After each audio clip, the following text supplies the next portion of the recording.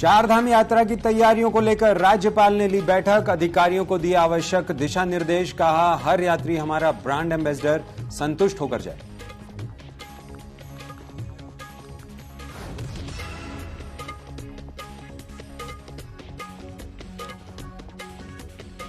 मुख्यमंत्री पुष्कर सिंह धामी ने अधिकारियों के साथ की बैठक, जंगलों की आग पर काबू पाने दिए दिशा निर्देश, चारधाम यात्रा की तैयारियों की भी की समीक्षा।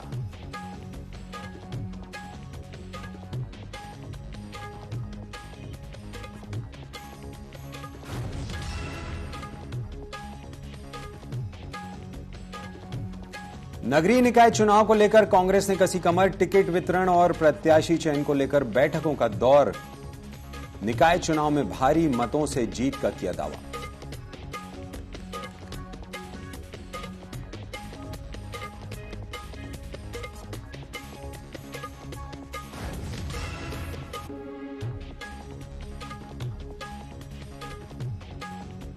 कैलाश गहतोड़ी की अंतिम यात्रा में उमड़ी भीड़, सीएम धामी समेत भाजपा के नेता रहे मौजूद, बेटे शशांक गहतोड़ी ने दी मुखाग्नि।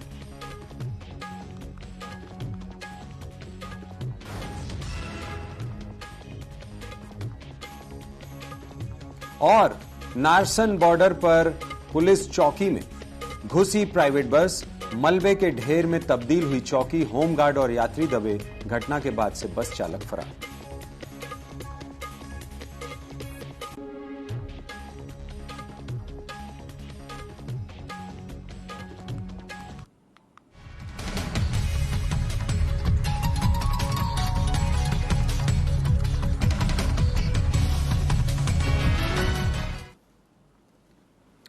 तो न्यूज अपडेट में आपका स्वागत है। आपके साथ मैं हूं विवेक। खबरें विस्तार से बताएंगे आपको।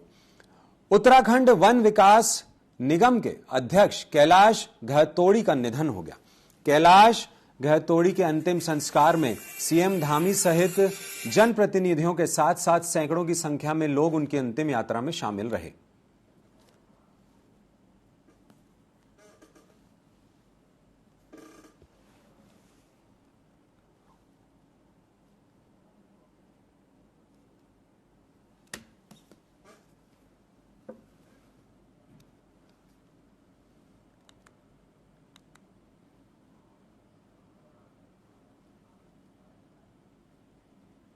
जो अनेक उद्यमी आगे बढ़े हैं, जो जीरो से हीरो बनते हैं, ऐसे उन लोगों में से एक थे। और परम धार्मिक, एकदम ईश्वर पर विश्वास करने वाले और संगठन के एकदम अनुशासित सिपाही और जनप्रिय अत्यधिक, और ऐसे व्यक्ति के जाने से हम सब बहुत दुखी हैं। कैलाश जी ने अपने क्षेत्र में घर घर में व्यक्ति व्यक्ति से संपर्क था, हर एक गरीब की सेवा में हमेशा आगे रहते थे। राज्यपाल retired lieutenant general Gurmeet Singh ने राजभवन में चारधाम यात्रा की तैयारियों की समीक्षा की। इस दौरान राज्यपाल ने अधिकारियों को चारधाम यात्रा के सुचारू संचालन और फीडबैक के साथ रिपोर्टिंग के लिए एकीकृत डैशबोर्ड बनाने के निर्देश दिए। राज्यपाल ने पर्यटन, परिवहन, स्वास्थ्य और पुलिस विभाग के अधिकारियों से अब तक की तैयारियों का ब्यौरा लिया। राज्यपाल ने कहा कि चारधाम यात्रा की ड्यूटी सुबह 9 बजे से शाम 5 बजे तक वाली ड्यूटी नहीं है। इसमें हर अधिकारी कर्मचारी को पूरे समर्पण भाव के साथ काम करना होगा।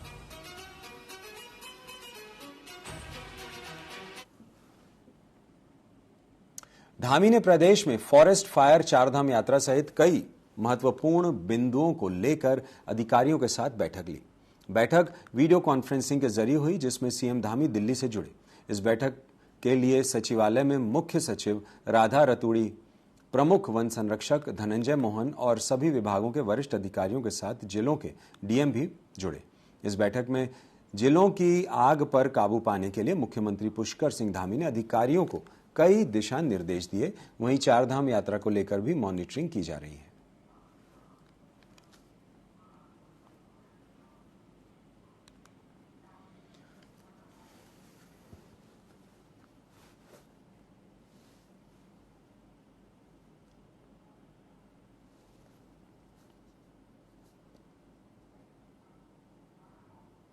देखिए, बहुत अलर्ट्स आ रहे हैं इस समय क्योंकि बारिश बिल्कुल नहीं हो पा रही है, लेकिन हमारी टीमें लगातार लगी हुई हैं और जैसे कल जितने भी फायर अलर्ट्स थे उनको सबको नियंत्रित कर दिया गया है।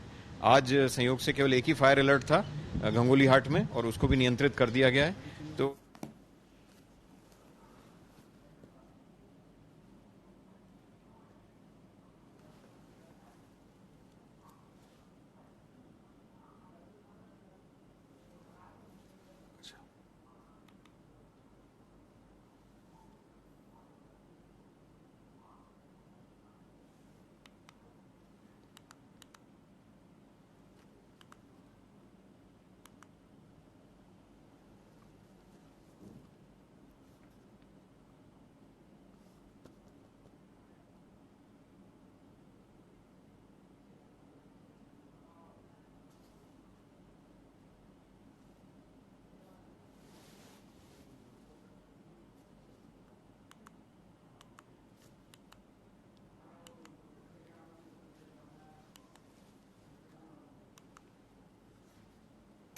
उत्तराखंड में नगर निकाय चुनाव को लेकर राज्य निर्वाचन आयोग ने तैयारियां कर ली हैं। उत्तराखंड कांग्रेस भी नगर निकाय चुनाव को लेकर अपनी तैयारियां कर रही है। कांग्रेस नेता प्रतिपक्ष यशपाल आर्य ने बताया कि सभी जिलों के पदाधिकारी के साथ बैठक की जा रही है, ऑब्जर्वर की ड्यूटी लगाई गई है। साथ ही किन लोगों को नगर निकाय चुनाव में टिकट वितरण करना है, इसको भी लेकर लगातार मंथन और बैठकें चल रही हैं। यशपाल आर्य ने दावा किया कि इस बार नगर निकाय चुनाव में कांग्रेस भारी मतों से जीत हासिल करने वाली है। मेरा मानना है कि प्रदेश कांग्रेस समिति ने जिस तरह से हमारे जो वरिष्ठ नेतागण हैं उन्हें विभिन्न जनपदों में नगर निगम के चुनाव है, नगर पालिकाओं के चुनाव है, टाउन एरियाज के चुनाव है, तो वहां पर बैठकें भी करनी है सभी वरिष्ठ नेताओं से, जो हमारे सीनियर लीडर हैं उस जनपद के, जो हमारे माननीय विधायक हैं, जो हमारे पूर्व विधायक हैं, जो हमारे पिछले 2022 के पहले के जो हमारे चुनाव के उम्मीदवार रहे हैं, और सभी कार्यकर्ताओं से बातचीत करके उम्मीदवारों की चयन प्रक्रिया को आगे बढ़ाना होगा। मेरा मानना है। उत्तर प्रदेश के लखीमपुर में रविवार को पीएम मोदी की चुनावी जनसभा का आयोजन किया गया। पीएम मोदी लखीमपुर की घोरारा लोकसभा से 2 बार की सांसद और भाजपा प्रत्याशी रेखा वर्मा के पक्ष में प्रचार करेंगे। पीएम के स्वागत के लिए भव्य तैयारियां की जा रही हैं। उधम सिंह नगर जिला पंचायत अध्यक्ष के फार्म हाउस के तालाब में लगे नेचुरल कमल फूल से माला बनाई जा रही है। 400 पार के नारे के साथ 401 नेचुरल कमल के ताजे फूलों की माला तैयार हो रही है।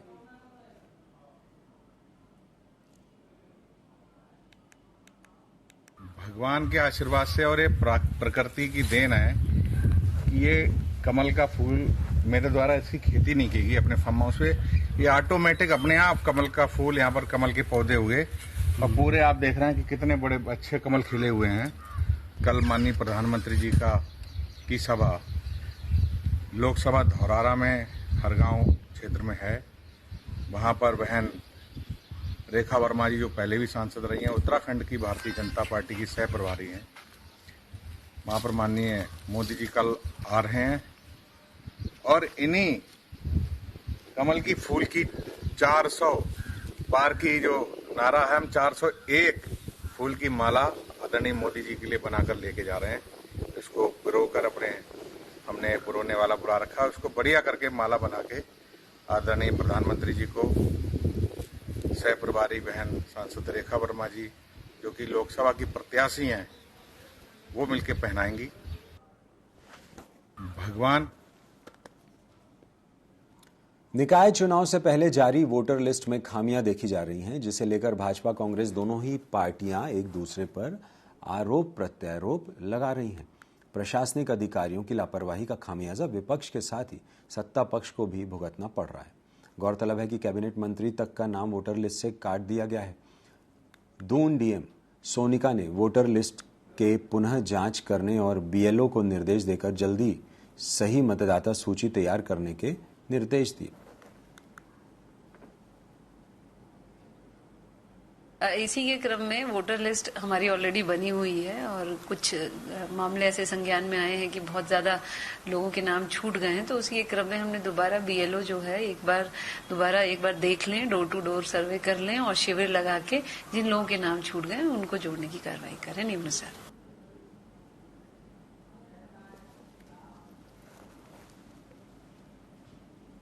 हरिद्वार के मंगलौर विधानसभा पर होने वाले उपचुनाव से पहले दावेदारों ने टिकट मांगनी शुरू कर दी है।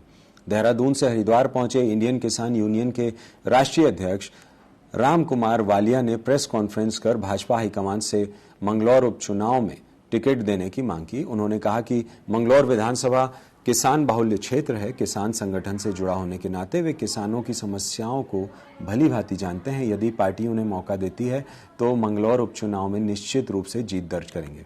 इसके साथ ही उन्होंने लोकसभा चुनाव जीतने वाले दलों से केंद्रीय किसान प्राधिकरण बनाने की मांग की। उन्होंने बताया कि 15 जून से वो हरिद्वार में किसान कुंभ का आयोजन भी करेंगे।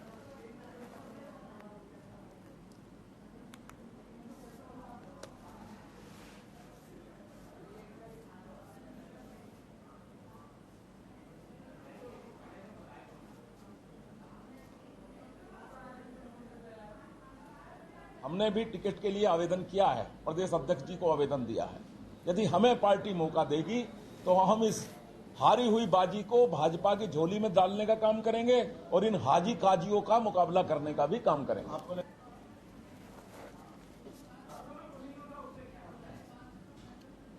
बीजेपी से लैंसडाउन विधायक दिलीप रावत एक बार फिर सुर्खियों में हैं। इस बार वे दल बदल कर अपने ही पार्टी में शामिल हुए नेताओं को टारगेट किया। दरअसल हाल ही में पूर्व कैबिनेट मंत्री हरक सिंह रावत की बहू अनुकृति रावत के बीजेपी में शामिल होने के बाद उन्होंने अपने फेसबुक अकाउंट पर पोस्ट किया, जिसमें उन्होंने लिखा कि राम तेरी गंगा मैली हो गई। दरअसल पूर्व में अनुकृति कांग्रेस के टिकट से लैंसडाउन विधानसभा सीट से उनके पक्ष में चुनाव लड़ चुकी हैं और अब उनके भाजपा में शामिल होने से भाजपा विधायक खुश नहीं है। इसके चलते विधायक ने उसी दिन उन पर जोरदार जुबानी हमला किया। अब इस पूरे मामले में विपक्ष ने भी बीजेपी को घेरना शुरू कर दिया है।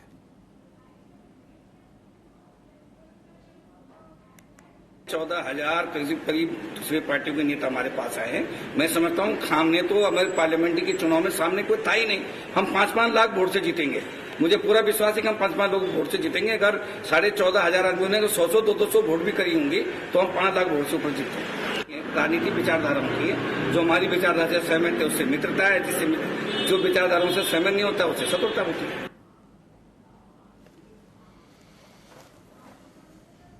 उत्तराखंड राज्य कर्मचारी संयुक्त परिषद ने कर्मचारियों को पदोन्नति में शिथिलीकरण का लाभ दिलाए जाने की मांग की है। संयुक्त परिषद के प्रदेश अध्यक्ष अरुण पांडे ने बताया कि राज्य कर्मचारी संयुक्त परिषद के लगातार मांग किए जाने के बाद प्रदेश सरकार ने अधिसूचना जारी कर चयन वर्ष 2023-24 के लिए पदोन्नति में शिथिलीकरण का लाभ अनुमय किए जाने की व्यवस्था की थी। लोकसभा चुनाव के चलते प्रदेश के अधिकांश कार्मिकों को उस सुविधा का लाभ नहीं मिल पाया। पदोन्नति में शिथिलीकरण की, जिसके अंतर्गत ये व्यवस्था थी कि कोई भी यदि अपनी मानक सेवा जो है 5 साल या 10 साल जो भी है उसकी आधी से अवधि पूरी कर लेता है और ऊपर पद रिक्त होता है उसकी पदोन्नति का, तो यदि प्रोबेशन पीरियड उसका पूरा हो गया है तो उसकी पदोन्नति उस पर की जा सकती है। बड़ा इसका जो प्रचार भी हुआ, हम लोग भी बड़े खुश हुए, लेकिन तत्काल उसके बाद लोकसभा चुनाव आ गया। लोकसभा चुनाव में एक तो कार्मिक व्यस्त हो गए, अधिकारी व्यस्त हो गए, कर्मचारी व्यस्त हो गए। दूसरे कुछ अधिकारी ऐसे भी हैं जिन्होंने उसका बहाना लेकर के पदोन्नति की कार्रवाई पर रोक लगा दी। अब ये सुविधा केवल मात्र दी गई थी 23 और 24 के लिए, चयन वर्ष 23-24 के लिए, जो 30 जून को समाप्त होने जा रहा है। हमारी चिंता ये है कि जिस गति से पदोन्नति की जा रही है, इस पर कार्रवाई की जा रही है, तमाम सारे कार्मिक जो इसके पात्र हैं वो इसके लाभ से वंचित हो जाएंगे और कितनों को अभी मिलना बाकी है। और बाकी है तो क्यों बाकी है ना? यदि कोई जानबूझ करके इस मामले को लटका रहा है तो उसके खिलाफ कार्रवाई की जाए।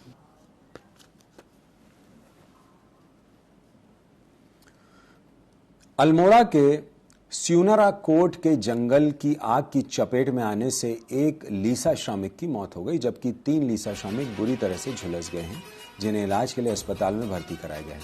बता दें कि घटना से वन विभाग में हड़कंप मच गया है। फिलहाल घटना की सूचना मिलते ही वन विभाग की टीम रवाना हो चुकी है, जो जंगल में हुई घटना को लेकर जांच करेगी।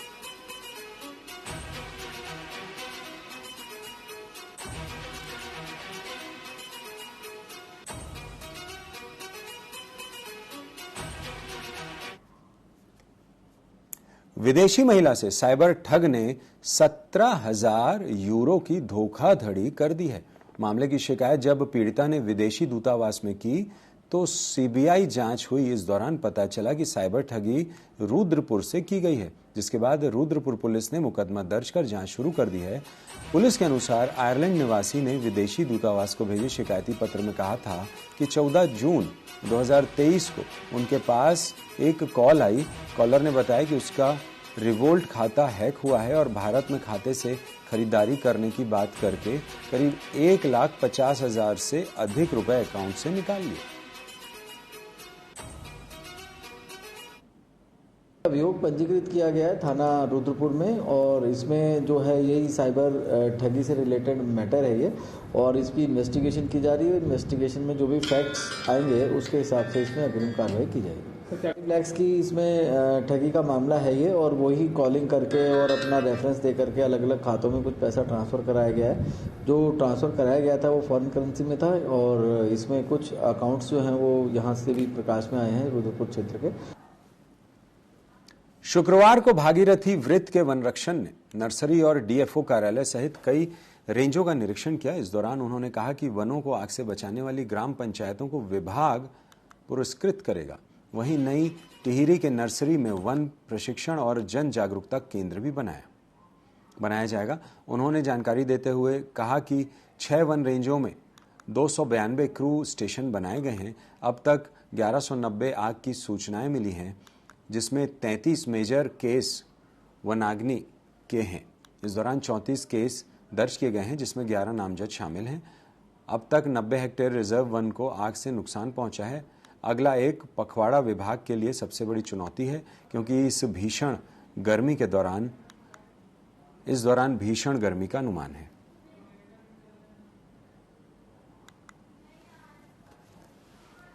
अभी तक हमें भागीरथी वृत्त में 1190 फायर अलर्ट आए FSLs। उनमें majority fire alerts non forest के थे, जैसे खेत वगैरह ये सब जो है।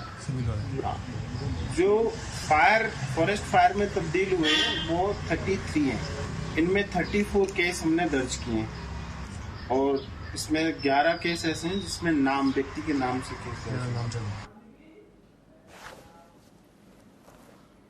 मसूरी के भट्टा ग्राम में ग्रासरी की दुकान में शराब बेचे जाने का स्थानीय महिलाओं ने जमकर विरोध किया है। दुकान में तालाबंदी कर दी, जहां महिलाओं ने कहा कि 1 महीने से शराब की दुकान खोले जाने का विरोध किया जा रहा है, लेकिन स्थानीय प्रशासन इस ओर ध्यान दे रहा है। वहीं मसूरी भाजपा मंडल अध्यक्ष राकेश रावत भी मौके पर पहुंचे। महिलाओं ने कहा कि सरकार को चाहिए कि उत्तराखंड से ही शराब की दुकानों को समाप्त कर दिया जाए, क्योंकि शराब के कारण ही कई घर बर्बाद हो गए हैं। कई लोगों ने अपने परिजनों को खो दिया।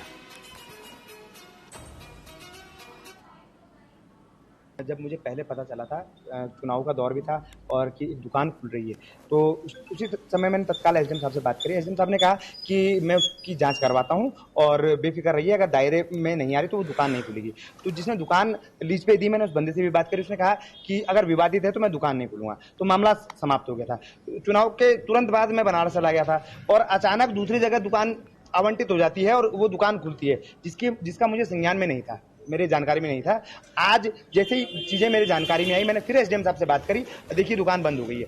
हमारी सिर्फ इतनी सी मांग है कि हमारा गांव यहाँ पे है, और हॉस्पिटल बिल्कुल आप 50-60 मीटर की दूरी पे, स्कूल भी 50-60 मीटर की दूरी पे है, और ये कर्व भी देख रहे हैं आपके भट्टा फॉल जाने का रास्ता भी। चारधाम यात्रा को देखते हुए चंबा टाउन पुलिस ने संयुक्त रूप से नगर पालिका, तहसीलदार, व्यापार मंडल, दुकानदारों और जनप्रतिनिधियों के साथ बैठक की, जिसमें यातायात व्यवस्था और अतिक्रमणकारियों को लेकर सुझाव लिए गए। पुलिस ने अपील की है कि सभी दुकानदार अपने वाहन निर्धारित पार्किंग में ही पार्क करें और दुकान का सामान दुकान के बाहर ना रखें। इससे यातायात व्यवस्था बाधित होगी और यातायात पुलिस को कार्रवाई करनी पड़ेगी। व्यापारियों से अनुरोध किया गया कि वे इन सभी असुविधाओं से बचें। बता दें कि 10 मई से चारधाम यात्रा शुरू होने जा रही है, जिसके लिए पुलिस प्रशासन मुस्तैदी से तैयारियों में जुटा हुआ है।